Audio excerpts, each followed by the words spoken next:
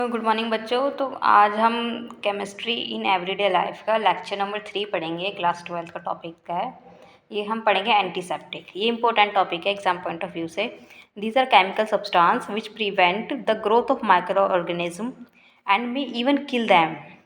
They are safe to be applied and living tissues such as bounds, cuts, ulcer etcetera. मतलब ये वो chemical substance है जो micro organism की growth को रोकते हैं और इवन उन्हें किल भी करते हैं। ये सेफ टू बी अप्लाइड है, जो घाव पे लगाते हैं, कट पे लगाते हैं। एग्जाम्पल जैसे डिटॉल हम ले सकते हैं, जो मिक्सचर होता है क्लोरो ऑक्सीलेनॉल और टर्पिनेल का। ये इसका केमिकल स्ट्रक्चर है। और नेक्स्ट हम देखते हैं। नेक्स्ट है बायथियोनल का well known antiseptic which is you added to soap में यूज़ होता है, जो रिड्यूस करता है ऑर्डर को produce by bacterial decomposition over the skin. ये भी एंटीसेप्टिक है। नेक्स्ट है टिंक्चर ऑफ आयोडीन, जो ये भी पावरफुल एंटीसेप्टिक की तरह काम करता है, जो अल्कोहल और वाटर में 2-3% सॉल्यूशन में आयोडीन मिक्स कर दें तो टिंक्चर ऑफ आयोडीन बन जाता है। नेक्स्ट है सेलॉल, जो यूज्ड होता है intestinal antiseptic for throat elements के लिए। नेक्स्ट डेफिनेशन हम पढ़ लेते हैं डिसइंफेक्टेंट्स के लिए। Those chemical substances which kill microorganisms but they are not safe to be applied to the living tissue. They are generally used to kill the microorganism present in drains, toilets, floors, etc. मतलब ये भी chemical substance होते हैं जो micro organism को किल करते हैं, but ये सेफ़ नहीं होते हैं अप्लाई करने पर लिविंग टिश्यू पर। नॉर्मल जैसे हमें चोट वगैरह लग जाती है तो हम उस पर हम डायरेक्टली अप्लाई नहीं कर सकते। ये जो यूज़ होते हैं जनरली जो प्रेजेंट ड्रेन्स और टॉयलेट्स में जो माइक्रो ऑर्गेनिज्म रहते हैं उनको किल करने के लिए यूज़ होता है डिसइंफेक्टेंट्स। नेक्स्ट देख लेते हैं, इसके कुछ एग्जाम्पल्स हैं। Low concentration of chlorine that is 0.2 to 0.4 ppm is used to sterilization of water to make it fit for drinking purpose. Next है a solution of cresol in soap water in call Lysol भी बोलते हैं जिसे हम, मतलब जो Lysol होता है वो क्रेजॉल को सॉल्यूशन होता है सोप में। थर्ड है a same substance can behave as antiseptic as well as disinfectant such as phenol.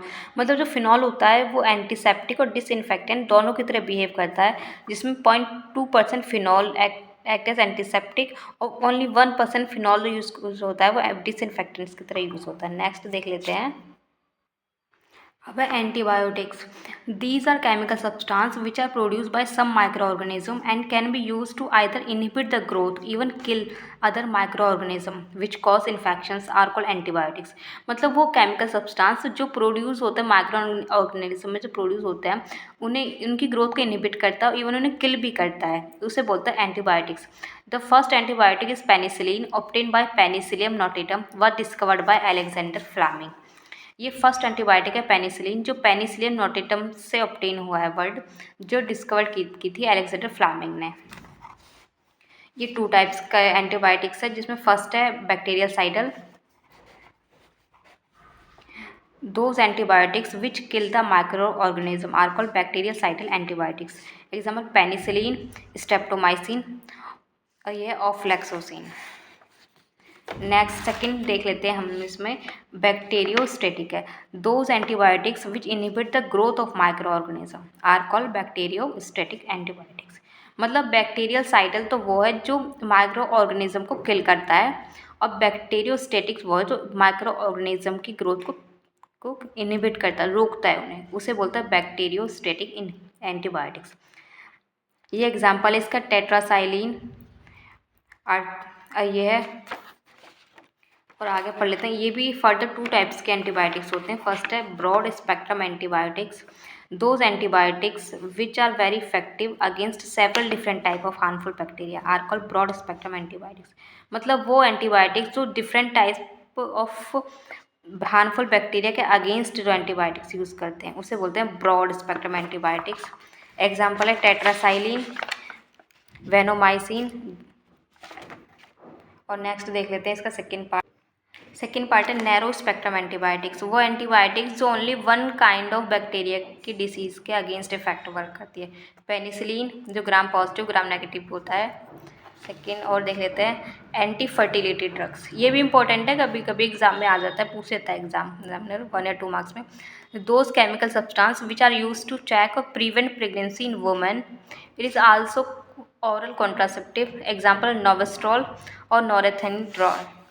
But all such drugs are expected to have some side effect, so that they should be use under proper medical advice. मतलब कुछ drugs जो होते हैं उसके side effect ज़्यादा हो सकते हैं, इसलिए प्रॉपर मेडिकल एडवाइस से ही ये ड्रग्स यूज़ करने चाहिए. और देख लेते हैं केमिकल फूड है, ये भी देख लेते हैं. All those chemicals which are added to food to improve its keeping quality, appearance, taste, odor, nutritive value are called food additives और chemical in food. मतलब वो केमिकल्स जो फूड में ऐड किए जाते हैं उनकी क्वालिटी को इंक्रीज़ करने के लिए, अपीयरेंस को, टेस्ट को ऑर्डर कम करने के लिए और उनकी न्यूट्रिटिव वैल्यू को इंक्रीमेंट करने के लिए, उसे बोलते हैं food additives, chemical in food. सब most chemical in food are artificial sweetening agent होते हैं, फूड प्रिजर्वेटिव भी हो सकते हैं. फर्स्ट हम स्टडी करते हैं artificial sweetening agent. Those chemical substance which provide sweetness, जो स्वीटनेस मिठास प्रोवाइड कराते हैं वो केमिकल सब्सटेंस होते हैं. But they do not provide any calorie, मतलब हम इन्हें मिठास के तौर पर यूज़ कर सकते हैं लेकिन कोई भी कैलोरी प्रोवाइड नहीं कराते हैं बॉडी को, जो प्रिवेंट करते हैं टूथ डिके से भी, और जिन्हें हम बोलते हैं आर्टिफिशियल स्वीटिंग एजेंट. अब इसका फर्स्ट था सैकरीन, जिसे ऑर्थोसल्फा बेंजोमाइड भी बोलते हैं. It is about 550 times sweeter than sugar से होता है, but do not have any calorific value. It is excreted as such in urine. ये 550 टाइम्स ज़्यादा स्वीटर होता है शुगर से, और इसकी कैलोरीफिक वैल्यू भी नहीं होती है. ये एडवाइजेबल हम लोग कर सकते हैं डायबिटिक पेशेंट को.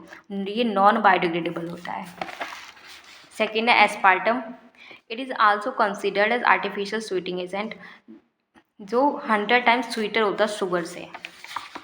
It decompose at baking and cooking temperature, hence it can be use only cold food. और सॉफ्ट ड्रिंक्स में ही सिर्फ ये यूज़ होता है एस्पार्टम. ये सैकरीन जो हमने पढ़ा है ये डायबिटिक पेशेंट को दे सकते हैं. ये सॉफ्ट ड्रिंक्स कोल्ड फूड में ही यूज़ होता है एस्पार्टम. नेक्स्ट है alitame. It is more stable then aspartame. ये एस्पार्टम से ज़्यादा स्टेबल होता है. It is about 2000 times sweeter as sugar. Elitame has higher potency sugar, so the main problem is only that it is difficult to control the sweetness of food to which they are added. ये बहुत ज़्यादा sweet होता है, 2000 times. देखो देख सकते हैं high potency sugar होता है, इसलिए ये बहुत डिफ़िकल्ट होता है कि स्वीट फूड की स्वीटनेस को कंट्रोल करने के लिए हमें कितना ऐड करना चाहिए जब इतना मीठा है ये. एंड लास्ट है सुक्रोलोज. सुक्रोलोज में it is trichloro derivative of sugar होता है. It is about 650 times sugar sweeter than sugar. However it is neither provide calorie and nor tooth decay. मतलब सुक्रोलोज को ट्राइक्लोरो डेरिवेटिव शुगर होता है और ये 650 टाइम्स स्वीटर होता है. ये ना तो कैलोरी वैल्यू प्रोवाइड कराता है और ना ही टूथ डिके होता है. ये हमने जो पढ़ाई स्वीटिंग एजेंट पढ़ा है. देन हम कल जो पढ़ेंगे वो फूड प्रिजर्वेटिव पढ़ेंगे, जो हमने आर्टिफिशियल स्वीटिंग एजेंट पढ़ा था, केमिकल एंड फूड. इन ये notes exam point of view से हैं. आपने नोट भी कर सकते हैं, अपनी कॉपी में लिख भी सकते हैं, लिख के अच्छे से याद होता है. बाकी हम आगे का और कल पढ़ेंगे. फूड प्रिजर्वेटिव टॉपिक कल पढ़ेंगे हमसे. आज के लिए इतना ही. Thank you. और कोई भी डाउट हो तो बच्चे कमेंट कर सकते हैं. कमेंट करिए, लाइक करिए वीडियो.